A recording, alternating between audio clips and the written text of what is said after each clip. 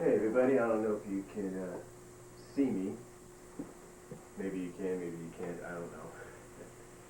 But I'm here to give my thoughts on this past, just, tonight's Monday Night Raw.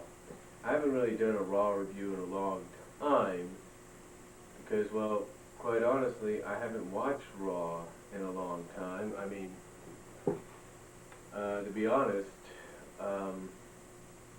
past 2 weeks actually have been the first time I've watched Raw in its entirety. I mean, the last time I watched Raw prior to these 2 weeks was the draft, and that was it. And then I skipped a few weeks because I had some personal family things came up. So anyway, and I apologize for the sniffles. I got a bit of, I guess, a cold or something. I don't know. But anyway, getting on to tonight's Raw, I actually enjoyed it, to be quite honest. It was one of the better post-pay-per-view Raws that I've seen in a while. When Bret Hart came out and was named the general manager, it's like, I was happy about that, but I think everybody knew Bret Hart was going to be the general manager because it had been rumored since Bret Hart had returned that he was going to be the new Raw general manager. I mean, it was just common sense. But yeah, I was happy for Bret to be the new general manager. I mean, I like his slogan. His slogan is basically, hey, there's a new sheriff in town, and what I say goes. So we'll see what that happens. So I'm guessing he's going to kind of be unbiased. I hope he is. That'd be cool. And he might be a little biased towards the heels, but we'll see what happens. As far as the night goes, Batista quitting the WWE. I don't really know exactly if Batista's totally done with WWE. I mean, there's rumors going around, and I know people like J-Dub, I know you, and Spinnernet One, and RHS Styles, and Radius 2X, and Rated JKO, or and I know you guys don't like, and even the wrestling gurus. I know you guys don't like to keep hearing about the rumors, but the last time I read on certain wrestling sites, Batista may have, and I'm doing this, may have signed a new contract with WWE to the point that right now he's just going to take a few months off to heal his body and then come back later on. So we'll see what happens there. But yeah, Batista lost his last match, if you will, for right now by forfeit when he refused to compete against an injured Randy Orton in a match to qualify for the Fatal 4-Way WWE title match at Fatal 4-Way. And I think this is also a way of saying, okay, Randy, you're in the Fatal 4-Way no matter what happens. Because I think everybody was expecting that. And then finally the first official match we had was another qualifier, and that was Sheamus against Mark Henry, and Sheamus won, even though he had a physical match, a good physical match, but Sheamus ended up winning. And then what else did we have? Oh yeah, we had let's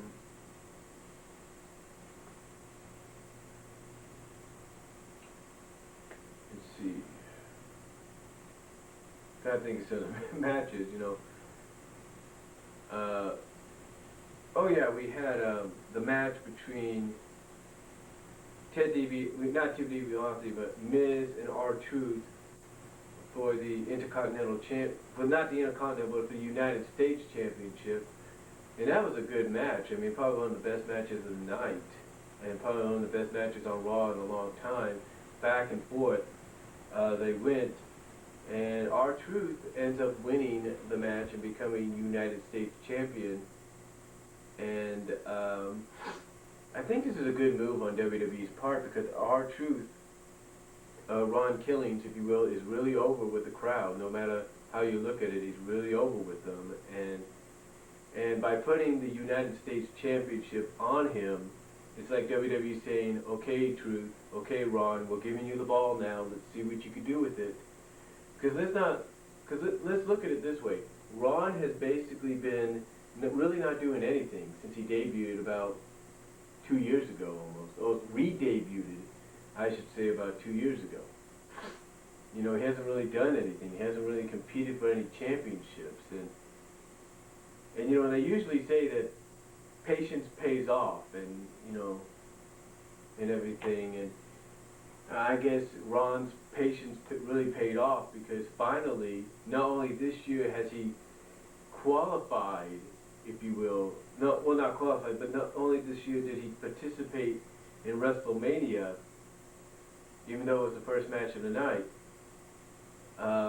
he also was pushed into the main event scene as well. So, again, they say patience makes perfect, so now Ron has the United States Championship, and I guess it's like I say, WWE's way of saying, okay, Ron, we're giving you the ball, let's see you run with it, and let's hope he, you know, scores a touchdown, maybe more so.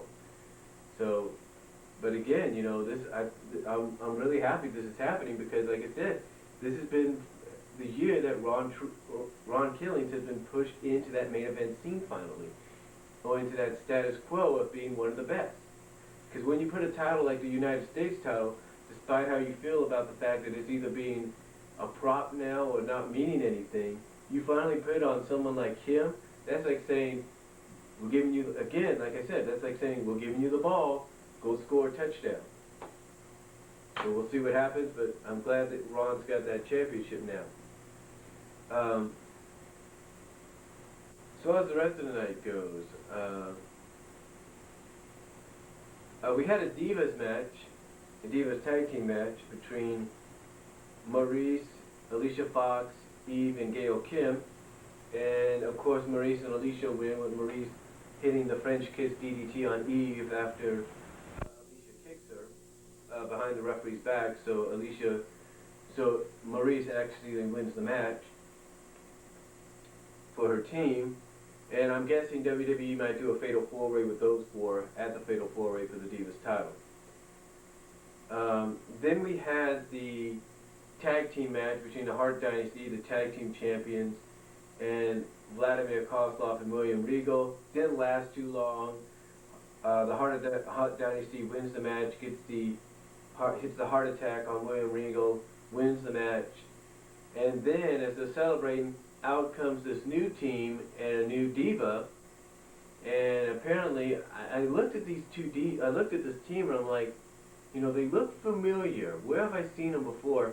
And then after reading J-Dub's review, watching J-Dub's review on Raw, and then reading his description, I'm like, oh yeah, that's why they look familiar, because the James and Jules Usa, I think that's the name. Basically, the Rikishi's kids, the Rikishi's sons, are relatives. And Sorona, I think her name is, I don't know, is Jimmy Snuka's daughter. So, again, we got another Samoan tag team in there. The last Samoan tag team that we had was the 3-Minute Warning. So now we got a more, I guess you could say, agile tag team in there.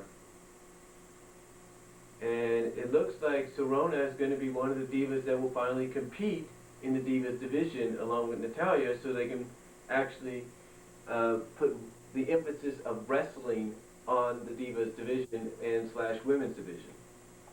And not to get off track or anything, but the reason I think they brought up these brothers and Snuka's daughter, the reason they brought them up is because Carlito got released.